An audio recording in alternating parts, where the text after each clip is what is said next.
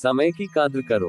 गांव में 3 लड़के रहते थे, राम, श्याम और राजू। तीनों के पिता काफी अमीर थे। तीनों का बचपन बहुत अच्छे तरह से गुजरा था। उनके माता पिता कभी भी उनकी कोई भी मांग को अनदेखा नहीं करते थे। राम के पिता सरपंच थे, श्याम के पिता एक कारोबारी थे और राजू के पिता एक किसान जमींदार थे।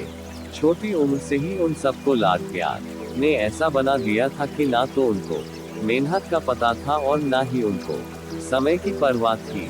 अक्सर वह सारा दिन बस घूमते रहते थे। नशे और अन्य भोगविलास में डूबे रहते थे, जिससे उनके गांव वाले भी दुखी थे। सरपंच और बड़े लोगों के बच्चे होने के कारण उनकी कोई शिकायत कर पाने की हिम्मत नहीं कर पाता था, जिससे उनका मनोबल और बढ़ गया था। एक दिन उनके गांव में बहुत तेज बारिश हुई, जिससे सब लोगों को नुकसान हुआ, जिसमें इन तीनों के पिता भी थे। लेकिन इतना कुछ होने के बाद भी उनके बेटों का वही हाल था। वो बस घूमते रहते, नशा करते, भोगविलास करते रहते थे।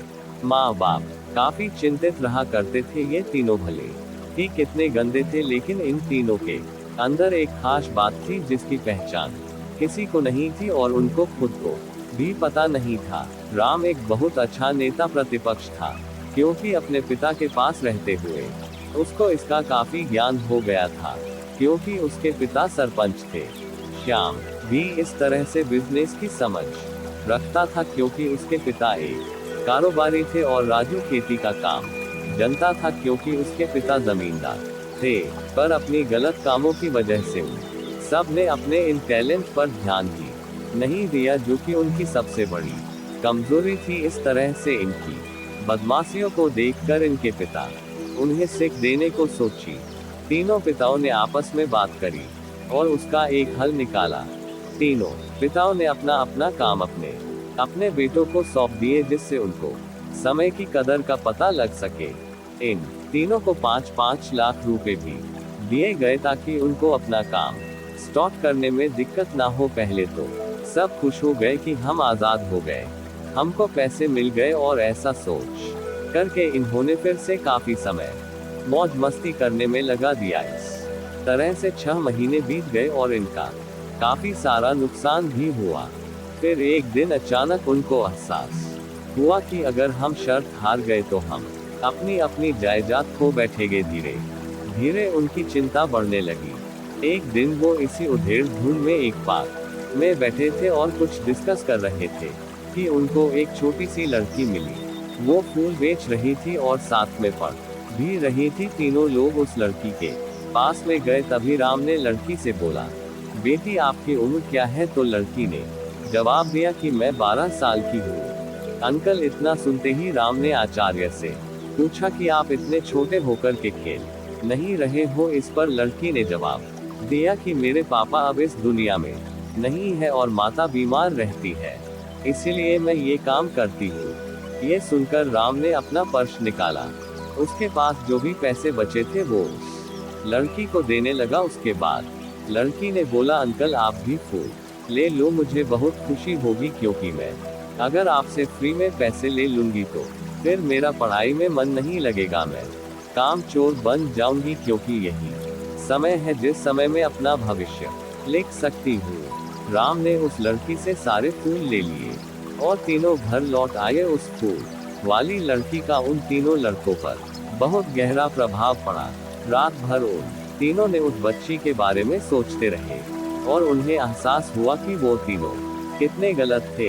तीनों ही दोस्तों को एहसास हुआ कि आज भी उनके पास 6 महीने का समय है अपने पिता के दिए गए काम को पूरा करने का और भविष्य बनाने का। इसी दौरान सब ने सोचा कि अगर बचे हुए समय का सही उपयोग करे तो अभी भी बहुत कुछ किया जा सकता है। इस तरह बाकी दोस्तों ने भी सोचा और दूसरे समय में आकर काम तलाशने लगे। पर उनके शर्त में एक शर्त ये भी थी कि उनको जो भी काम करना है वो अपनी पहचान बताए बिना करेंगे, जिससे ये साफ था कि उनको काम नहीं मिला। और जब काम नहीं मिला तो उन्होंने सोच लिया तो अब वो अगर कुछ भी करेंगे तो अपने गांव में जाकर ही काम करेंगे।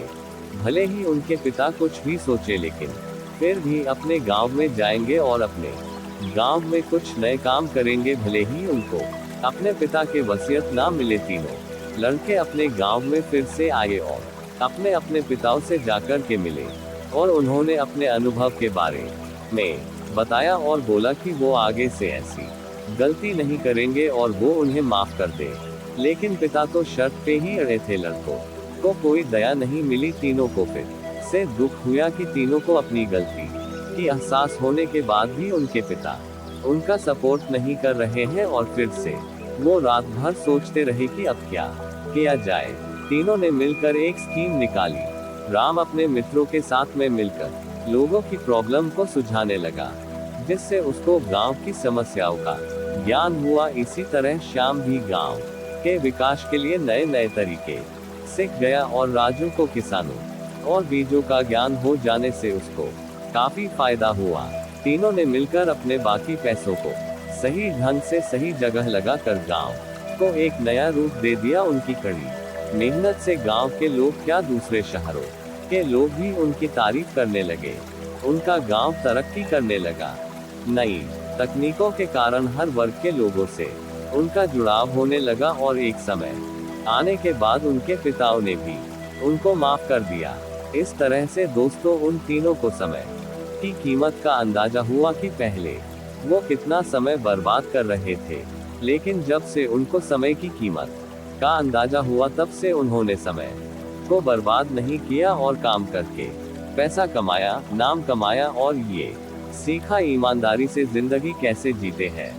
दोस्तों कुल मिलाकर कहने का मतलब यही है कि आप सभी समय को बर्बाद ना करें। अगर ये समय आपके हाथ से निकल गया तो कुछ नहीं कर सकते हैं। और हाँ, समय के पास इतना समय नहीं है कि वो आपको दोबारा समय दे। समय बर्बाद करने का हजारों तरीका है, लेकिन आप ऐसा कोई तरीका चुनिए जो आपकी जिंदगी बदल दे, इस समाज की जिंदगी बदल दे, इस देश का भविष्य बदल दे।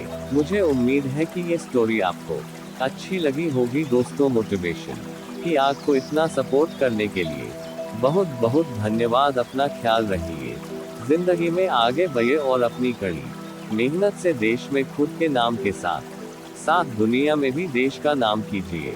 तो दोस्तों, इस कहानी से हम सबको यही सीख मिलती है कि हमें अपने माँ बाप के पैसों पर नहीं पलते रहना चाहिए। हमको आत्मनिर्भर बनना चाहिए, खुद कुछ काम करना चाहिए, कुछ कमाना सीखना और आगे बढ़ना चाहिए। नशों से दूर रहना चाहिए। आखिर एक फूल बेचने वाली छोटी सी उस लड़की ने उनको सही रास्ता दिखा दिया। तो दोस्तों, आज की कहानी में इतना ही। आप सबको कहानी पसंद आई होगी तो एक लाइक तो बनता है। वीडियो को ज्यादा से ज्यादा शेयर करें, चैनल को सब्सक्राइब करना ना भूले, साथ ही बेल के बटन को भी दबा दे। तो मिलते हैं अगली कहानी वीडियो के साथ। तब तक के लिए नमस्कार, आदाब, सत श्री अकाल, जय राधे कृष्णा, जय हिंद, वंदे मातरम।